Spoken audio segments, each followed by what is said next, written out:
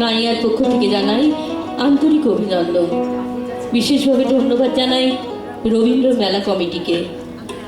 নাইয়ার নিবেদন বাউল মনের রবীন্দ্রনাথ, সম্পাদনা অনুপ চক্রবর্তী, একটি নাইয়া প্রযোজনা। বাউল মনের রবীন্দ্রনাথ। মহর্ষি দেবেন্দ্রনাথ ঠাকুর তার কনিষ্ঠ পুত্রের নামকরণ করেছিলেন রবীন্দ্রনাথ। তিনটি শব্দের দ্বারা এই নামকরণ, রবি, ইন্দ্র আর নাথ। শব্দগুলিকে সন্ধি করলে দাঁড়ায় রবীন্দ্রনাথ, অর্থাৎ সূর্যের সূর্য। পৃথিবীতে প্রতিদিন সূর্যের অস্ত গেলেও বাঙালির রবি কোনো দিনই অস্তমিত হবে না। আজ পৃথিবীতে ধর্ম নিয়ে মানুষে মানুষে হানাহানি, অথচ আজ থেকে বহু বছর আগে রবীন্দ্রনাথ বলেছেন, কোনো প্রাতিষ্ঠানিক ধর্ম আমার ধর্ম নয়। উন্মত্ত পৃথিবীকে তিনি শান্তি ও মৈত্রী, সত্য ন্যায়ের পথে চলার আহ্বান জানিয়েছেন বারবার। তিনি বলেছেন, আমি তাঁরই স্মরণ নেব যিনি আপনার মধ্যে মানুষকে প্রকাশ করেছেন। ভগবান বুদ্ধ কেবল বাসনাই ত্যাগ করতে বলেননি, বলেছেন প্রেমকে বিস্তার করতে। প্রেম বিস্তারে তারাই আত্মা স্বরূপকে পায়। ওঠো ওঠো রে বিফল প্রভাত বলে যাই যে, মেলো আখি জাগো জাগো থেকো না রে অচেতন। ওঠো ওঠো রে বিফল প্রভাত বলে যাই যে, সকলে করো কাজে হইল জগৎ মাঝে, জাগিল প্রভাত বায়ু ভানু ধাইল আকাশ পথে। ওঠো ওঠো রে বিফলে প্রভাত বলে যাই যে, মেলো আখি জাগো জাগো থেকো না রে অচেতন। ওঠো ওঠো রে বিফলে প্রভাত বলে যাই যে। পলাশীর যুদ্ধের 17 বছর পর এক ক্রান্তিকাল সময়ে জন্ম হয় লালন ফকিরের।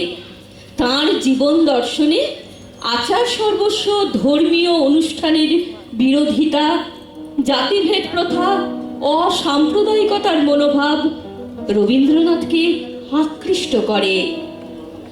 মন মাঝি শ্যামাল শ্যামাল ডুবল তোরে ভাব নদীর উপান বাড়ি, তোর হেলে পেলে না জল কি করবে বল, কেমনে জমাবি পারে। মন মাঝি শ্যামাল শ্যামাল ডুবল তোরি ভব নদীর উপান ভারে। জমিদারি পরিচালনার সূত্রে শিলাইদহে এসে বিভিন্ন বাউল, ফকির, বৈষ্ণবীদের সংস্পর্শে আসেন তিনি। এইখানেই বাউল তত্ত্বের সাথে নিঃশব্দ অন্তরঙ্গ তৈরি হয়। তাদের বেশভূষা আলখাল্লায় প্রভাবিত হয়ে লালন ফকিরের মন মাঝিকে তিনি খুঁজেছেন মনের বারান্দায়। দিনে দিনে বার চলে না, ও ভাই তোর দিনে কেউ বেচাকে না, হাতে নাই রে করা তোরি, ঘাটে বাঁধা দিন গেল রে, ফুল দেখাবি কেমন করে। ওরে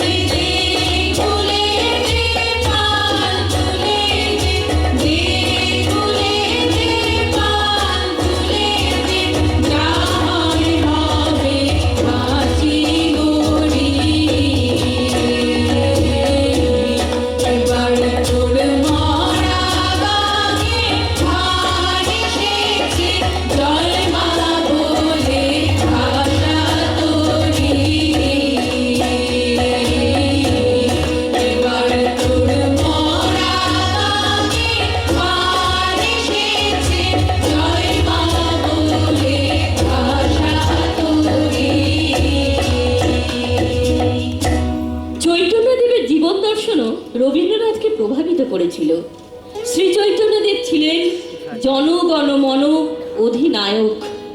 প্রেম ও ভক্তির মাধ্যমে সমগ্র জাতিকে এক সূত্রে গ্রথিত করাই ছিল তাঁর লক্ষ্য, যা রবীন্দ্রনাথকে আকৃষ্ট করেছিল।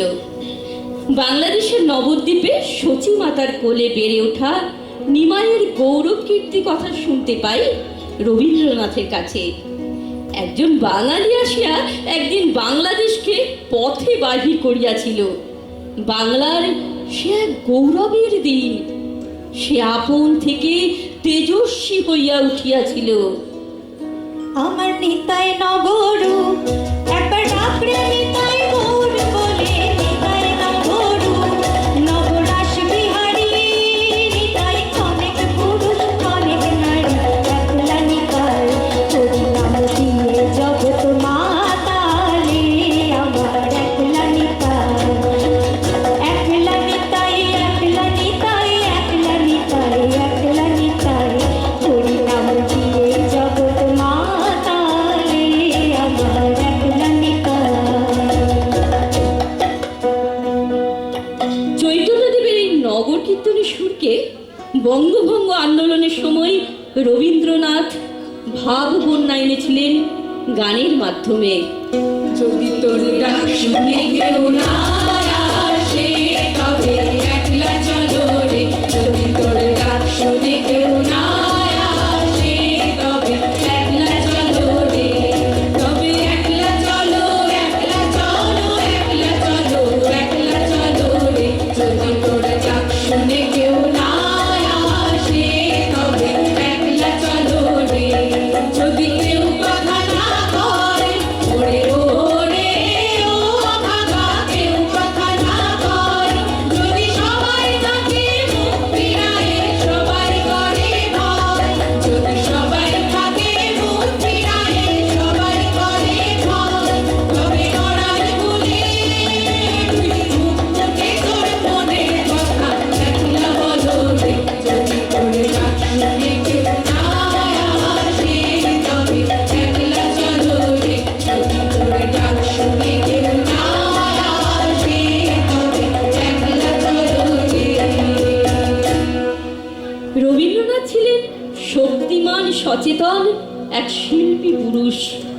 তিনি লালনের বাণী ও সুরকে ভেঙে আপন মনের মাধুরী মিশিয়ে নতুনভাবে নির্মাণ করেছেন লালনের মতো করে। লালন ফকির সারা জীবন সন্ধান করে গিয়েছেন মনের মানুষের। খুঁজতে খুঁজতে হতাশ হয়ে বলেছেন, আপন ঘর না বুঝে বাইরে খুঁজে পাবি কোথায়,